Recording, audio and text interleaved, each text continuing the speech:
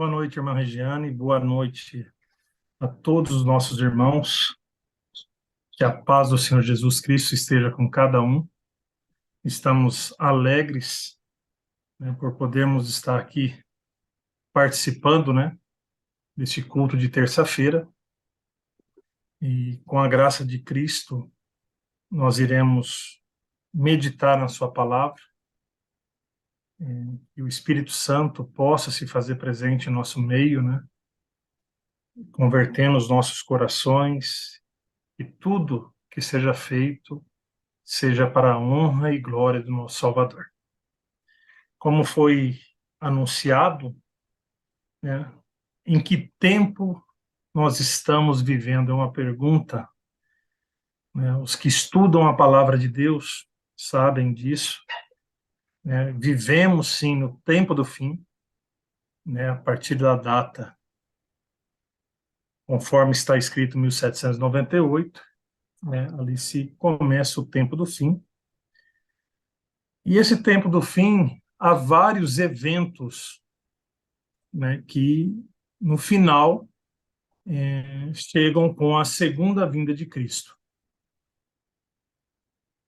Então nós temos, né, podemos dizer, estamos sim com certeza vivendo, né, nos últimos anos do conflito deste mundo entre Cristo e o inimigo, né? Então temos que ter isso essa consciência, né? E vamos aqui analisar os sinais que foram profetizados, né, há quase 2000 anos, há mais de 2000 anos, do tempo que nós estamos vivendo, né, o que falta ainda para Cristo vir, né?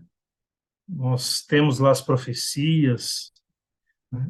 O Atos, no capítulo 3, um versículo muito conhecido da igreja, né, diz que é necessário haver uma restauração.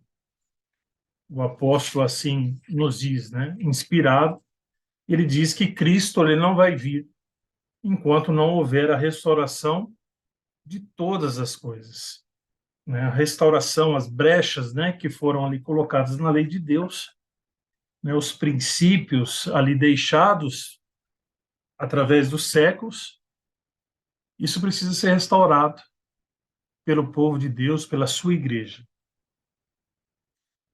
né? Está escrito lá no versículo 21, diz que o qual, né, convém que o céu contenha até os tempos da restauração de tudo, dos que quais Deus falou pela boca de todos os santos profetas, desde o princípio.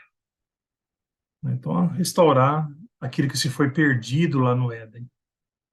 Vivemos, também sabemos sobre a influência e das três mensagens angélicas, né? A primeira, a segunda e a terceira. Estamos vivendo nesses momentos, né? E anunciando, tendo prazer de, como um povo, anunciar as três mensagens angélicas. Cristo também fez um relato lá em Mateus, no capítulo 24, né? Ele fez ali, avisando os seus discípulos, né? E a nós também, de tudo que haveria de acontecer. Não vamos nos deter naqueles fatos que já ocorreram, né? Guerras, né? Os falsos profetas, falsos cristos, né? Mas nós estamos culminando ali para o versículo 26 e 27, né? Portanto, se vos dissereis que ele está no deserto, não saiais, ou se ele está no interior da casa, não acreditais. Porque como um relâmpago sai do Oriente, se mostra no Ocidente, assim será também a vinda do Filho do Homem. Então, nós sabemos que o anticristo virá, né? E Cristo, e esse anticristo, né, que parecido com Cristo, né, que o inimigo vai se transfigurar, ele vai tocar nessa terra.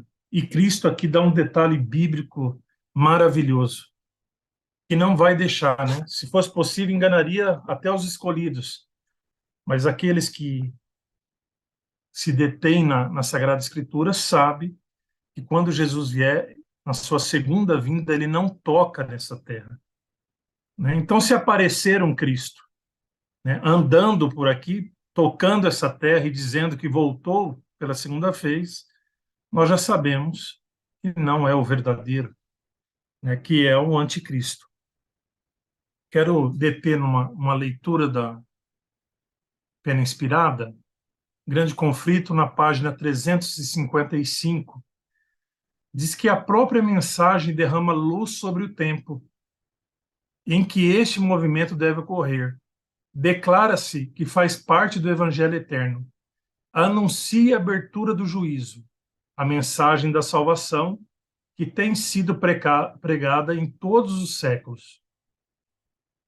Mas essa mensagem é uma parte do Evangelho, que só poderia ser pregado nos últimos dias, pois somente então seria verdade que a hora do juízo havia chegado. As profecias apresentam uma sucessão de acontecimentos que nos levam ao início do juízo, e isso se observa especialmente no livro de Daniel. Entretanto, uma parte de sua profecia, que se refere aos últimos dias, Daniel teve ordem de fechar e selar até o tempo do fim. Não poderia, antes que alcançássemos o tempo do juízo, ser proclamada uma mensagem relativa ao mesmo juízo e se baseada no cumprimento daquelas profecias. Mas no tempo do fim, diz o profetas, muitos correrão de uma parte para outra e a ciência se multiplicará. Então, isso nós temos a comprovação, isso ocorreu, né? A mensagem do primeiro anjo foi dada e continua ecoando, né? E a ciência multiplicou de uma maneira absurda, né? Nós estamos vivendo também conforme a profecia lá em Daniel, né, no capítulo 2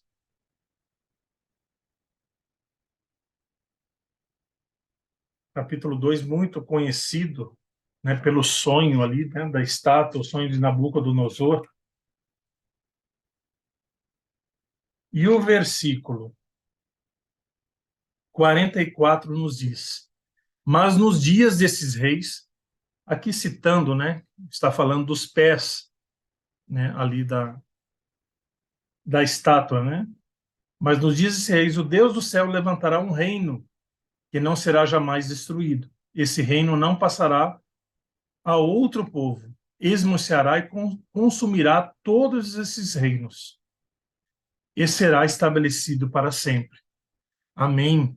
Ou seja, Cristo está às portas, né? Aquela pedra ali que foi cortada, né, que vai quebrar essa estátua, né, que atinge, esmucia essa e aí nasce um reino, né, que jamais será substituído, né, o reino de Jesus.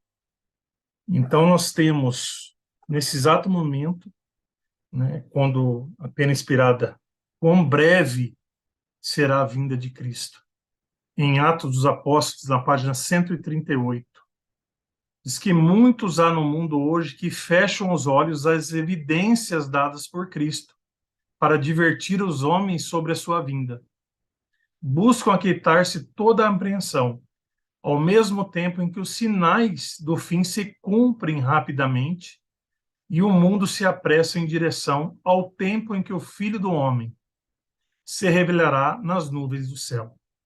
Paulo ensina ser pecaminoso, mostrar-se indiferente aos sinais que devem preceder a segunda vinda de Cristo. Aos culpados dessa negligência, chama-os ele de filhos da noite e das trevas. Ao vigilante e atento, anima ele com essas palavras: Mas vós, irmãos, já não estáis em trevas, para que aquele dia vos surpreenda como um ladrão. Porque todos vós, dos filhos da luz e dos filhos do dia.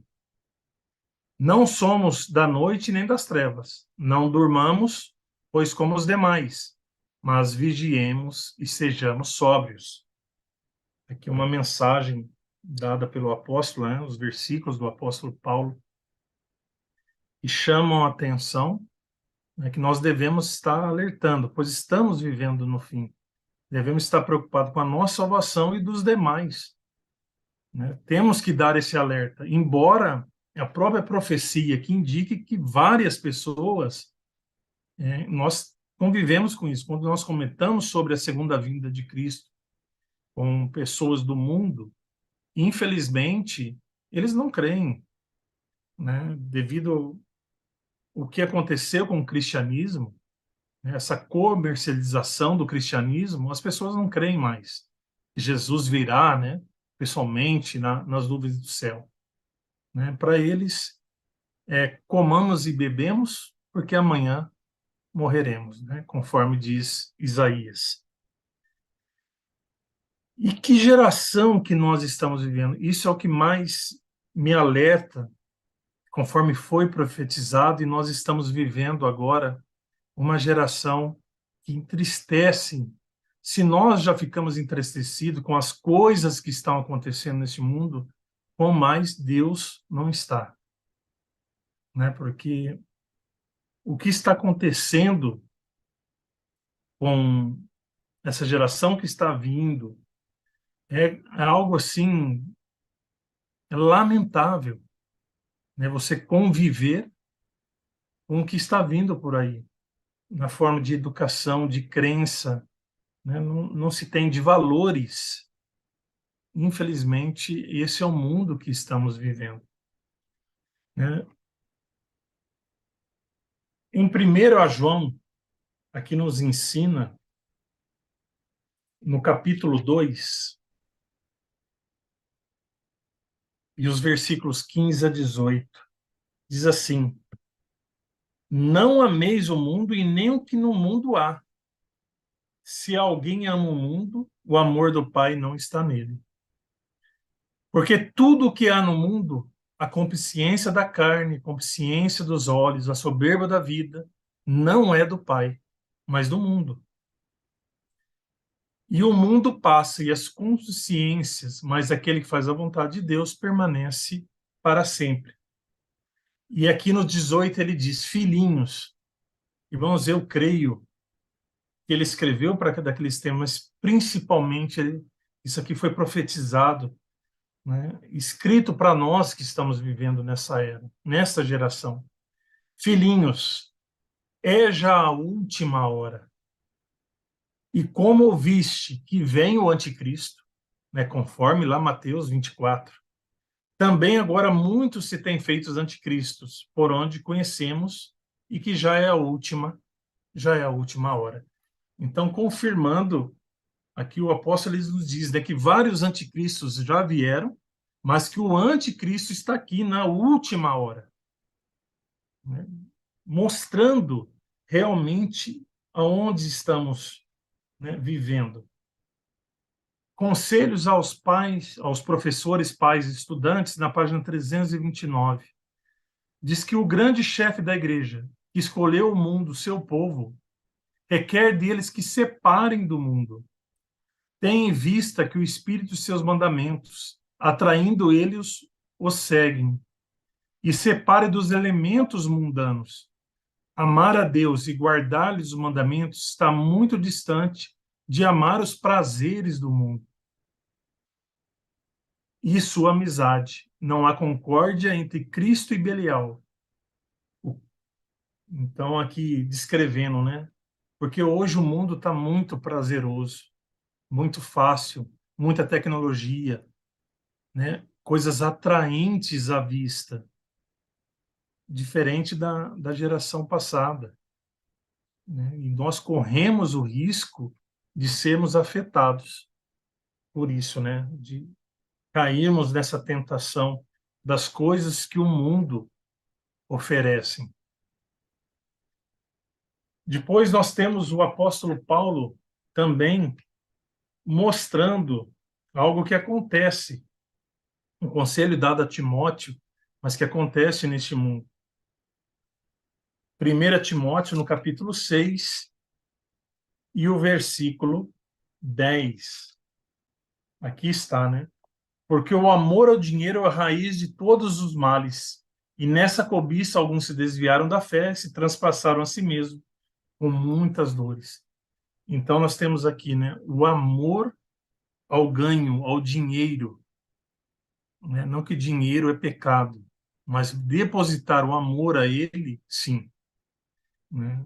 Nós vemos, é, esses dias eu vi uma reportagem, né, de uma empresária, ela mostrando a casa e passou num hall de descanso e ali havia uma rede de uma marca famosa, né? E o repórter perguntou: "Ah, quanto saiu essa rede?" Uma rede, R$ 330 mil, né? Isso é algo assim, com tantas pessoas necessitadas, né, passando fome, e uma pessoa investir um valor desse, né? Por isso que a Bíblia fala: não gasteis daquilo que não é pão, né? Então nós temos que também estar atentos aonde nós estamos colocando, né, o nosso dinheiro, aonde estamos investindo depositando o nosso dinheiro, que seja para a salvação de almas. Há um filme sobre que fala sobre os judeus, sobre o nazismo, né?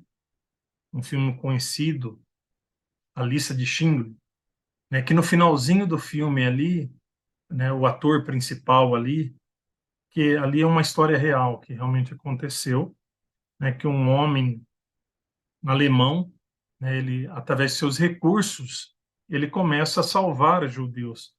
E no finalzinho do filme ele diz, né? Para um dos judeus: olha, ele tinha um anel na mão, e ele fala: se eu tivesse vendido esse anel, eu poderia ter salvado mais uma pessoa. Então, esse é o pensamento que nós devemos ter: não gastar em coisas, e sim investir. Estamos vivendo aqui no finalzinho, irmãos. Essas coisas, como diz o velho ditado, essas coisas nós não levamos para o caixão, né? Fica por aqui mesmo. Né? Temos o exemplo de não cair nesse amor daquele jovem rico, né, que se encontrou ali com Jesus, né, queria, ansiava ser um discípulo, né, de Jesus, né, conhecedor da lei de Deus, mas Jesus sabia, conhecia o coração, né, sabia que a sua falha era o dinheiro. E quando Jesus lhe disse, né, vende tudo e me segue, né, e esse jovem, conforme está escrito, né, ele se entristeceu, né, e se retirou. Ele trocou, né, algo mais importante que o dinheiro não pode comprar. E esse jovem poderia ser um dos apóstolos, poderia ser o seu nome gravado nas 12 portas da Nova Jerusalém. Olha o que ele deixou, né? Infelizmente, por causa do dinheiro. Então, nós temos um texto aqui, né, falando sobre isso. Também é do Conselho aos Professores, Pais e Estudantes, na página 302. Nosso vestuário não deve ser dispendioso, não com ouro, pérolas ou vestidos preciosos. O dinheiro é um legado de Deus, não nos pertence para gastá-lo na satisfação do orgulho ou da ambição, mas nas mãos dos filhos de Deus é um alimento para o faminto e roupas para o nu. É uma defesa para o oprimido e um meio de restituir a saúde aos enfermos, ou de pregar o evangelho aos pobres. Podereis levar felicidade a muitos corações, mediante o sábio emprego dos recursos, agora usados para exibição. Considerai a vida de Cristo, estudai-lhe o caráter e sedes participantes de seu espírito e de sua renúncia. Né? Então, muitos querem ser de Cristo, mas não querem ser como ele era, viver como ele viveu, né? Cristo disse: eu não tenho aonde reclinar a minha cabeça. Só que com a sua bondade, a sua confiança em Deus, né, alimentou mais de 5.000 pessoas, né? E a lista, conforme o apóstolo João disse, que não caberia nos livros do mundo o tanto de pessoas que ele auxiliou. Então, esse é o Cristo, né, que nós servimos e que nós devemos, né, estar seguindo. O apóstolo também diz a Timóteo que nós vivemos em tempos difíceis. Então, lá, 2 Timóteo 3, de 1 a 5. Sabe, porém, isso, que nos últimos dias sobrevirão tempos trabalhosos, porque haverá homens amantes de si mesmos, avarentos, presunçosos, soberbos, blasfemos, desobedientes a pais e mães, ingratos e profanos, sem afeto natural, irreconciliáveis, caluniadores, incontinentes, cruéis, sem amor para com os bons, traidores, obstinados, orgulhosos, mais amigos dos deleites do que amigos de Deus, tendo aparência de piedade, mas negando a eficácia dela. Destes se afaste. Irmãos, lendo isso daqui e olhando o nosso mundo, não há como negar, Cristo está à portas. Nós estamos vivendo nesta geração, né, de filhos desobedientes, né? Você vê aí, hoje não tem mais educação, né? Uma falta de educação enorme, né? A luta, amantes de si mesmo e tudo mais. Hoje você não encontra pessoas para trabalhar. Essa geração que está vindo aí, infelizmente, não quer trabalho, quer facilidade, trabalho não, né? Então é isso que está ocorrendo, né? Traidores, obstinados, orgulhosos. Isso é de grande alegria para nós, porque Cristo está à porta. Não é para desanimar, mas sim para conferir, né, para ter a certeza da nossa fé, né, e nos alertar que desses, infelizmente, temos, né, que nos afastar. Diz aqui, a vasta diversidade de crenças nas igrejas protestantes é por muitos consideradas como prova decisiva de que jamais se poderia fazer esforço algum para se conseguir uma uniformidade obrigatória. Há muitos, porém, que nas igrejas protestantes vêm manifestando o poderoso e crescente sentimento em favor de uma união baseada em pontos comuns de doutrina. Para conseguir tal união, deve-se necessariamente evitar toda discussão de assuntos que não estejam de acordo, independentemente de sua importância ou de ponto de vista bíblico. Isso aqui também é do grande conflito, 444, uma profecia se cumprindo no nosso tempo, né? Hoje ninguém quer ter discordância, né? Quando você está num grupo conversando com uma pessoa, com várias pessoas, né, e você apresenta ali uma verdade bíblica, né, uma verdade do espírito de profecia, né, o que a pessoa faz, não, mas isso não é ponto de salvação, né, isso não tem importância, o importante é Cristo. Cristo salva, sim, Cristo salva, só que Cristo não salva ninguém na mentira, né? O verdadeiro povo de Israel, o verdadeiro remanescente, está escrito lá no Antigo Testamento. Não se achará mentira em sua língua, né? Então, isso que o texto aqui nos traz, né? Temos também, voltando lá na primeira Timóteo, no capítulo 4, algo que vem ocorrendo, né? No versículo 1, mas o Espírito expressamente diz que nos últimos tempos apostarão alguns da fé, dando ouvido aos espíritos enganadores e da doutrina de demônios. Também nós vemos isso ocorrendo, né, com pessoas que conhecemos, né, que deixam de crer no Espírito Santo, né, deixam de crer que Jesus é eterno, né, começam a crer que Jesus foi criado. Pessoas que têm né, a fé adventista com essas ideias. Então, que estão apostatando da fé, né? Estão deixando. E para nós, estamos chegando aqui no final dessa meditação, né? Tem as palavras do próprio Cristo, né? Lá em Lucas, é um tempo que também vivemos, que é só a confirmação disso, no capítulo 17, os versículos 27 e o 28. Né? Jesus falando sobre o final, né? Diz que como lá com Noé, né? Comiam, bebiam, casavam-se, davam-se casamento, até o dia que Noé entrou na arca e veio o dilúvio e os consumiu a todos. Como também, da mesma maneira, aconteceu nos dias de Ló. Comiam, bebiam, compravam, vendiam, plantavam e edificavam, né? Até que Ló saiu da cidade, né? E o fogo eterno ali o consumiu aquela cidade. Né? Então, é até estranho aqui, irmãos, que fala, né? Plantavam, edificavam, não que há pecado nisso, mas não faziam para a honra e glória de Deus, né? Faziam-se só para se enriquecer, né? Não era nada de para honrar e glorificar a Deus.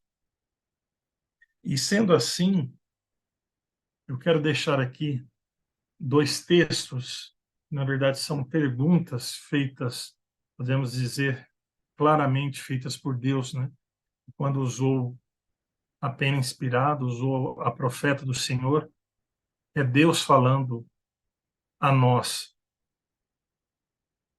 Um é do lar adventista, que faz os seguintes questionamentos a nós.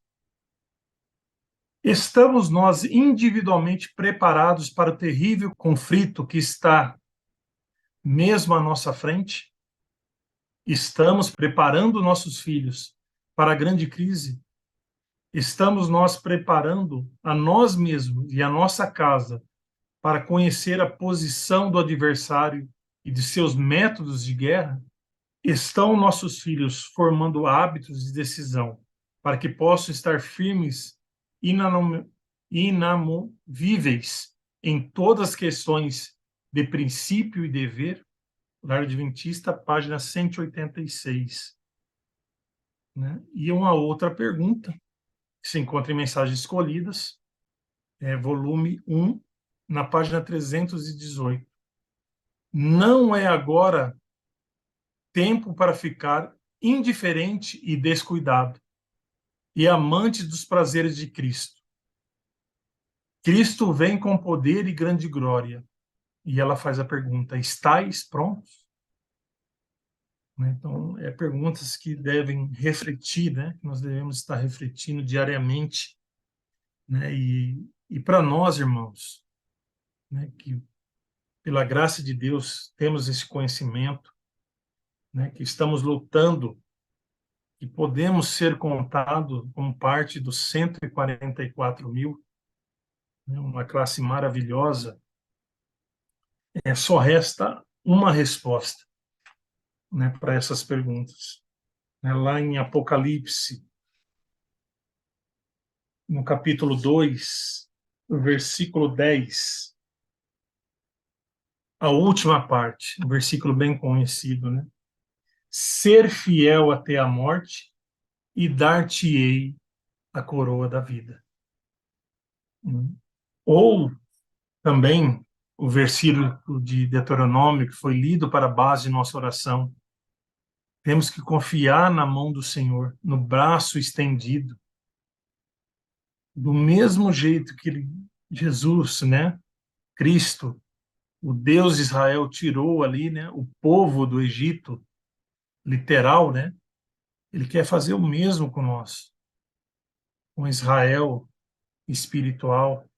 né, e esse Egito do mundo, nos tirarmos dessas coisas, que possamos, então, estarmos cientes do tempo que estamos vivendo, né, que muito em breve o nosso Jesus está aí, né, que possamos, pela graça de Cristo, é, estarmos preparados, né, para a sua volta. É o meu desejo e oração a todos os irmãos. Amém.